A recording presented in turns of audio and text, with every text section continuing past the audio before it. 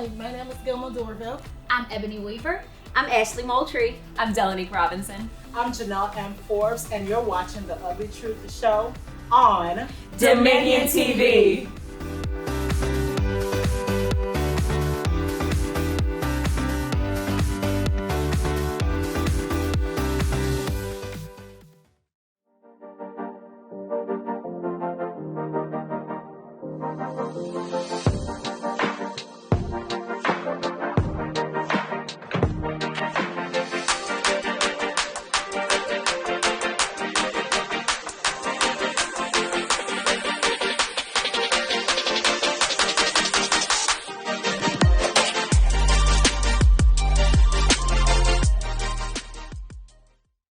Welcome back, everyone, to The Ugly Truth. I am your host, Janelle M. Forbes. Thank you, ladies, for joining me today. Today, we're going to talk about our emotions, a silent killer. Who would like to start? Well, so for me, I've never been a big emotional person, but when you talk about it being a silent killer, it always resonates because while I'm not a crier, because for me, especially growing up, crying was a sign of weakness, right? Yeah. But I internalize everything. So when it comes out, ooh, it's coming out as anger. It's coming out as just mean. And so for me, when you say silent killer, it's like, yes, because I don't deal with them. So people always say, oh, she's not emotional. But they go for she's mean. No, I'm hurting. And it's breaking me. And so when people see me and said, like I hear all the time people say, well, no, people don't talk to you or they don't approach you because you don't look approachable. And a lot of times it was just because of the emotions that I was going through, where now I had to shift that. Now when you see me, I got a smile on my face 90% of the time, right? Whether I'm feeling it or not, it's there because I'm just going to smile through it. You know what I mean? But I learned to suppress growing up.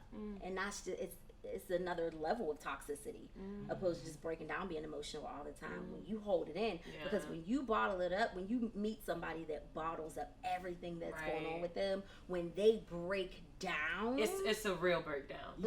Like this ain't a joke. It's not a. You can't come back from that. Right? It's not a trial.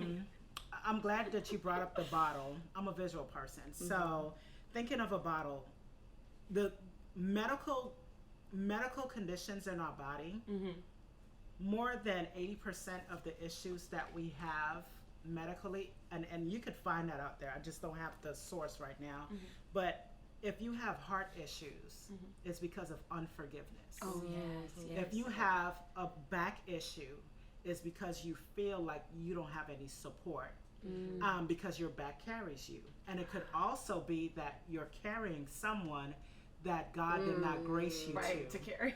When you think about your neck issue, if you have neck problems, your neck is another form of support. So you might feel like it might be support of finances.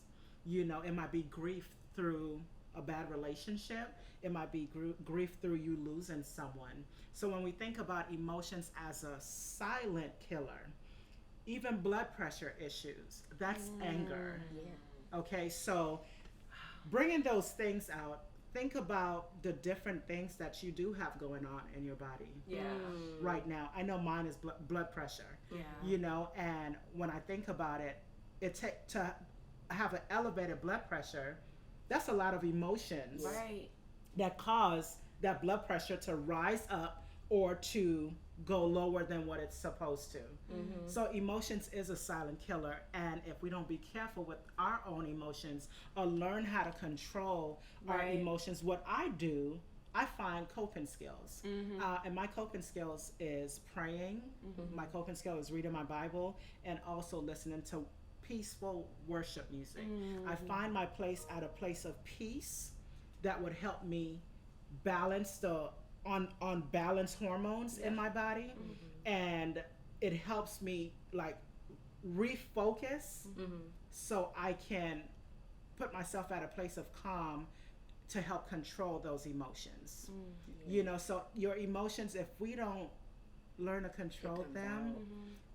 The Bible talks about a soft answer turns away wrath, Right.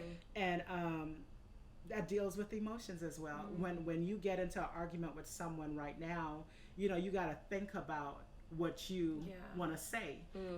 Is what I'm gonna say gonna build you up or tear you down? And this is from my personal experience I'm speaking from. So, and it took practice, and I think I'm to the place in my life, I have matured enough emotionally to let go of what was balled up in the bottle that you talked about. I actually didn't empty the bottle out, I broke it. Okay, that's good. So I want to ask, as far as thinking about what's in your bottle, you brought up the bottle. So what's in the bottle that needs to be broken to take you at another place of my emotions are under control, that it doesn't cause sicknesses or diseases in my body. My emotions are under control, that it doesn't cause grief, that it doesn't cause anxiety, depression, all these different things. So I love when you talk about pain, because so often people deal with headaches or, like you said, back aches, neck aches, and it really is rooted in something else, but they're constantly seeking, well, it's this, and well, it's a disc, and meanwhile, if you really deal with the stuff that's going on, you'll figure out that it really was something that you had been through that you just hadn't. Now there are injuries now. Yeah, absolutely. There are. And so off the air, you can tell me what it is when it's from head to toe. I mean, the headache all the time. Right. Because we done had them days. But for me, my bottle was carrying the load of other people. I am a servant at heart. Yes, you are, Ashley. And so often, I put everything I have going on the back burner. Yes. Because for me, the way I deal with my emotions is work. So when I go through something and there's pain and I'm upset and I'm frustrated, I just take the rug, right? And you just go and put it under there or put it in the bottle. Yeah. And then I dive head first into my business and into work and into everything else that I have going on. Now, is it a healthy way of dealing with it? No. But it's my immediate coping mechanism because, like I said, for me, tears has always been a sign of weakness. Yeah. And so I don't turn to crying. I am successful when I'm going through pain, when I'm going through struggle, because I will ignore everything else. I shut the world out and I just go. Yeah. And when people say do this, I'm flexible. So I got it. Cool. And I love it because I'm going through something. Emotionally, I'm broken, and the bottle that's sitting on the table is filled and running over with pain that's being added to everything else that I have going on. And I take on other people's emotions. I'm a fixer. So when you come to me with, here's what I have going on, for me, it's immediate. I don't have time to sit with you for 20 minutes while you tell me your problem. I'm going to listen for 5 minutes and now I'm coming up with solutions because we got to go. We got work to do. And sitting while you gripe about what's going on with you, I understand sometimes people just need to vent to get it out. Yeah. I'm not your vent friend. Don't come to me to vent. Yeah. I'm your solution. Because I'm going to give you your solution. Come to me when you're ready to deal with the problem. Yes. So for myself, that's difficult because, like a lot of people, I could handle anybody else's problem. Tell me what you got going on. I got a solution. But when it comes to my own, it's like, ooh, well, how you fix that? And I remember a friend sitting down with me saying, let me tell you my problem. And when she said it, I'm like, oh, do this. And she said, it's not my problem, it's yours. Why couldn't you do that 30 days ago when it started? And I was like, I didn't think about it. Oops. Right. Well, so you thought. Right. And so for me, my bottle has been carrying other people's burdens, undue stress, undue pain, stuff that happened from childhood on up that I hadn't let go of. And then I love that you said break the bottle. Yeah. Because I think that was my thing, that when I kept saying I dealt with that, past relationships, I got left and I dealt with it. I didn't break the bottle. And so then when new people came in my life, it was like, why am I letting you in? You just gonna leave because everybody has always left. Yeah. So letting you in doesn't make sense to me. Yes. We have fun and then go about your business, leave me alone, because when you're ready to go, I don't need to deal with that. So that's been my coping. mechanism, but in the end of the day, it was more going into my bottle because I was just hurting myself. So the silent killer for me, the biggest emotional has been loneliness, with a desire for love. And so I had to find self-love, of course, to learn to love yourself, accept God, and love God unconditionally. And now I'm on fire for God and for myself, that I can receive someone else. But it was learning that my biggest silent killer was that I was the problem. So, and we were talking about that the other day. It's me. I got to deal with me and learning how to deal with my emotions and break the bottle so that they don't come back up. Right. So. Right. Yeah, I think it's so funny that you ended there, because that's what I was thinking. I think the person that was in the bottle, or the thing that was in the bottle, was myself. Because I think emotions are a good thing. Oftentimes growing up, kind of like what you were saying, like crying is a sign of weakness. For me as well, and in the culture I grew up in, it's like your emotions are, how can I explain it? It's almost like you can't show everything, right? You can't, don't be too authentic. Yeah. Don't be too emotional. There's always that too. Don't be too happy. You happy? Calm down a little bit. You don't be too joyful. Don't be too mad. Don't be too anxious, too annoying. It's always that two factor. And the Lord had to address me about that too. Because he's like, if you are dealing with something, or if you feel something, it's not to anything. Yeah. It's just, it is what it is. Yeah. And I think I had to learn how to deal with the what is factor. Yeah. Not try to paint it for what it is not. Yeah. And not try to paint it for what it too is. That's not a good vernacular, but if you get what I'm saying, it's not too. And it's like, no, I'm not feeling like I'm mad right now. And sometimes I wouldn't know how to navigate me being mad. Am I just going to allow the level of the madness to turn into anger and then walk out the door and slam it and call it a day and never address it till about 10 years later? Right. Or am I going to face what is and realize that I'm feeling this way for a reason? So I believe that emotions can be a gauge but not a guide. So I don't live my life based on this emotion guiding me in my day in and day out. Right. But I do think it's a gauge for me to stop and address, there is something that is putting me out of this happy place, this kind place, this loving place that I don't want to be in. So I need to address, and you're talking about coping skills. I think I understood the coping skills, but I didn't understand the navigation. Like, how do I navigate when I'm mad at someone and I can communicate and let them know I'm mad right now and here's where I want to be and I'm sad that I'm not there. Yeah.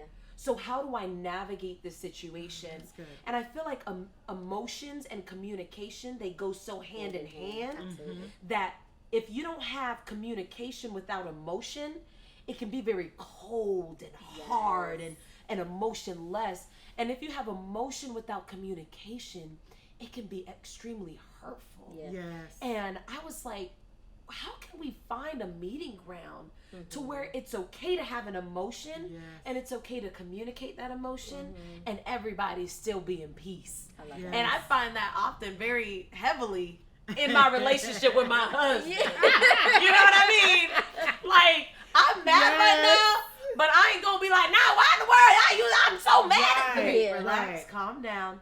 But be like, hey, you know, I'm mad right now and I don't know why. I think it was that you said something that really hurt my feelings. Yeah. And it was when you said this. And when we begin to see that, it's like, you know what? Like, this is possible. Yeah. And honestly, I didn't really learn that so much from people. That was the Holy Spirit. Yeah. The Holy Spirit taught me. He would tell me and whisper in my ear, like, calm down, pause, breathe. That's it. Stop. That's it. Pause. Relax. Go sit down. Yes. And then when he began to teach me that, I was like, you know what? It's possible. it's possible to cry. Like for me, I didn't think it was possible to have a healthy emotion. Yeah. Thinking about it now, I'm like, man, that's crazy. Like I thought emotions were so bad. Yeah. Where it's like once you felt a certain feeling, you needed to hurry up and gotta get out of deal that. with it. Right. Yeah. You need Yeah. to hurry up. Don't sit there. Don't remain there. Yeah. No, sometimes we need to acknowledge like this is what's going on. Now let me apply truth to what's going on so I can move forward healthily. You know what I mean? Right. I had to So- learn control. Yeah, to control it. Control and self-discipline. Because I've always been said, people always say that I do things abruptly. I'm very, wait. Now it's in a good way. Yes. Right? Yes. It's in a good way, okay?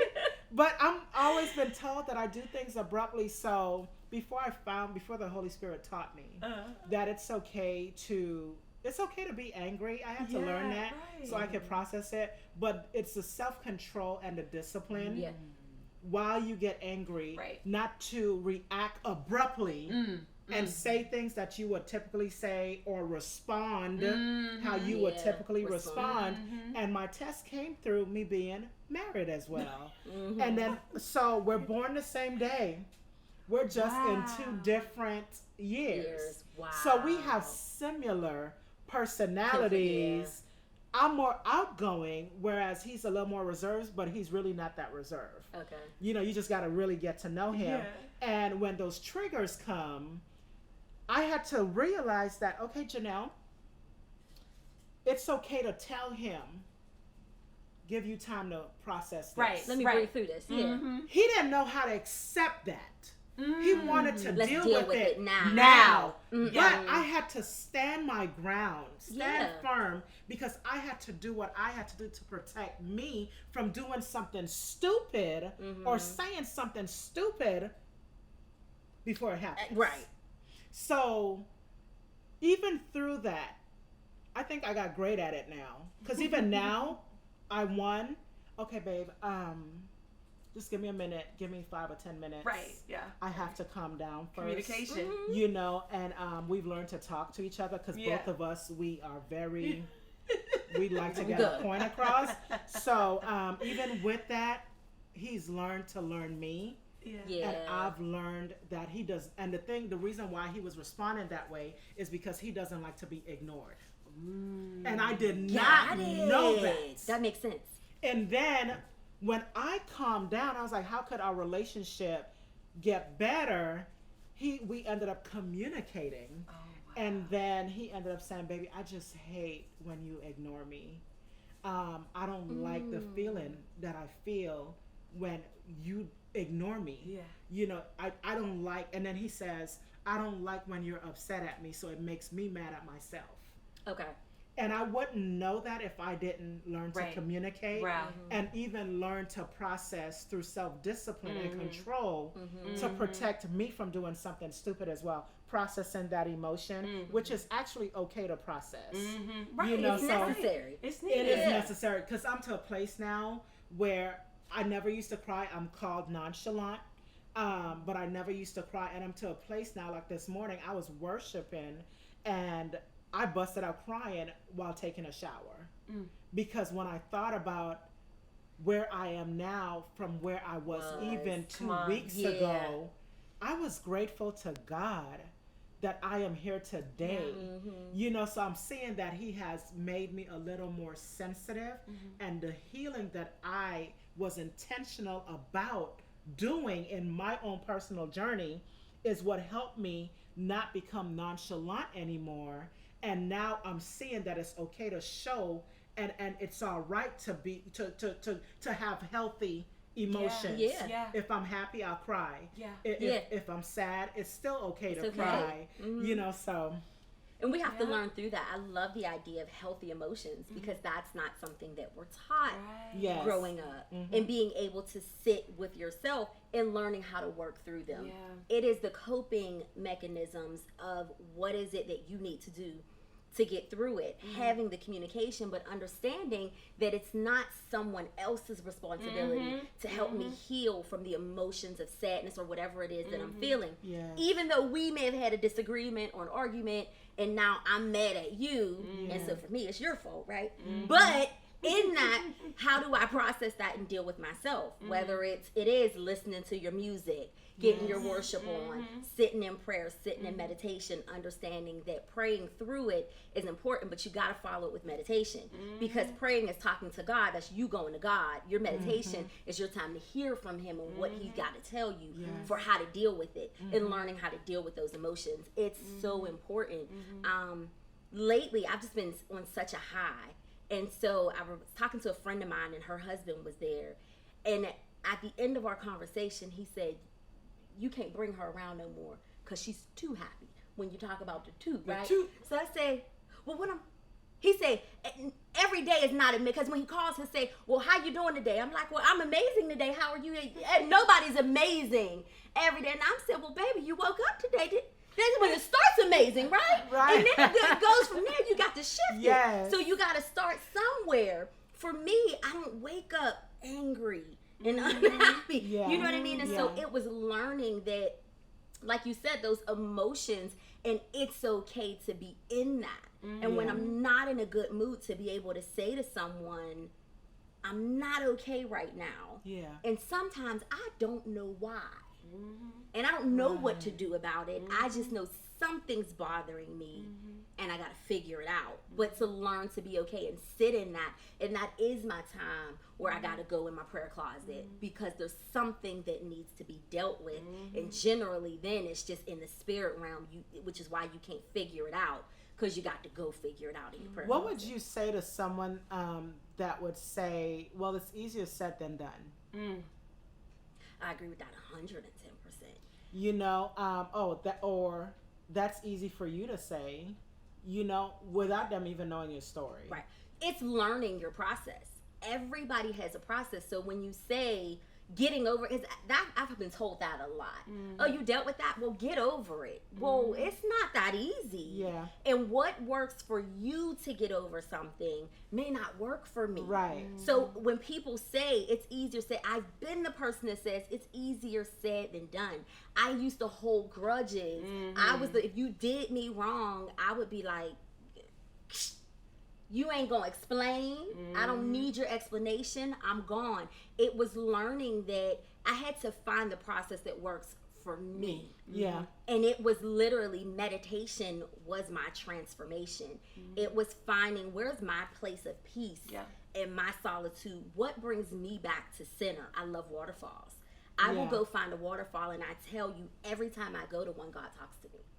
That is my place that he speaks to me the most. So it is finding where's your place that makes you feel the most connected with God, that you can receive it and he can shine a light. I will be sitting looking at a waterfall, and I promise you the vision of what I need to do to move past what I'm going through is there. And it's so real and it's so vivid that I know, let me go walk this thing out exactly how I just seen it and watch it turn around. So you have to find your place. You have to find what works for you and where are you connected to God, whatever that looks like, because everybody's is different. And I feel like for people, fear can keep them from doing that deep dive.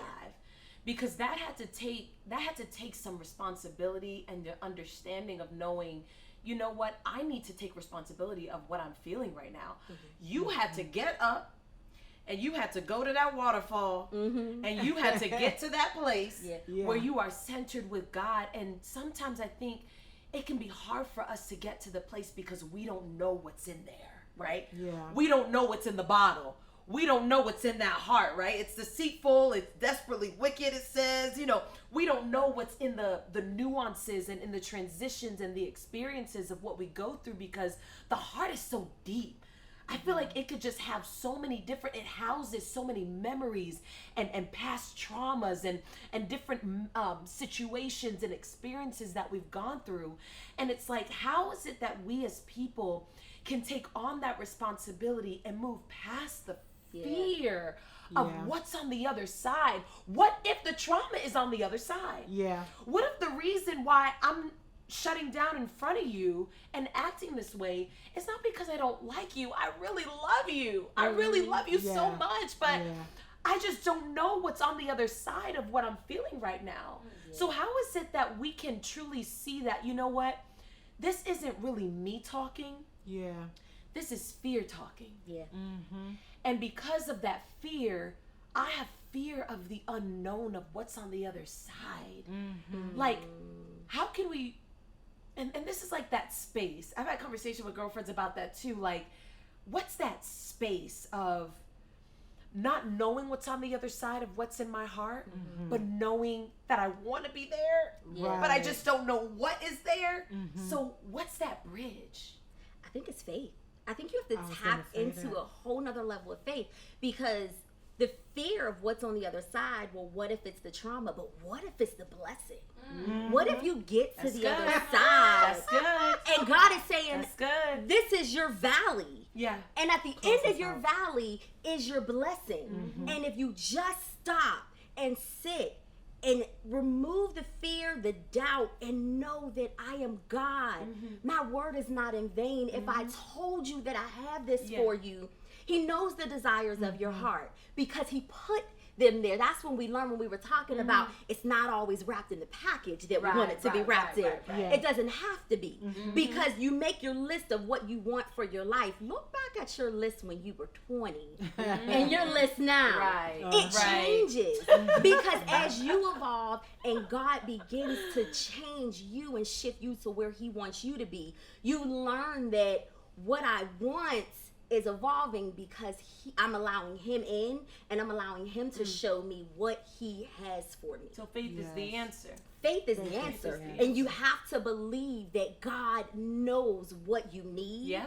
And He's going to give you what you need. I didn't say the word want. He's not giving you What you want. want. Because sometimes what we want isn't even good for us, right? Right. A lot of things that I Right. want Right. ain't gonna do me, you know what I mean? And even when it's good stuff, I would love to be a billionaire. God knows that if He drops $1 billion on me right now, baby, Don't be It's good. good. It's not gonna be good. And so learning that dealing with your emotions in Yeah. that season is vital. But understanding that you have to have faith that on the other side of your trial, the blessing is there. Right. Right. So have the faith, go after what you want, jump fearlessly. Don't be afraid, because know that He is going to be with you, and you ain't going to need a net, because it's the Right. blessing that's on the other side. We love you guys. Thank Yeah. you so much for tuning in, and we'll see you next week.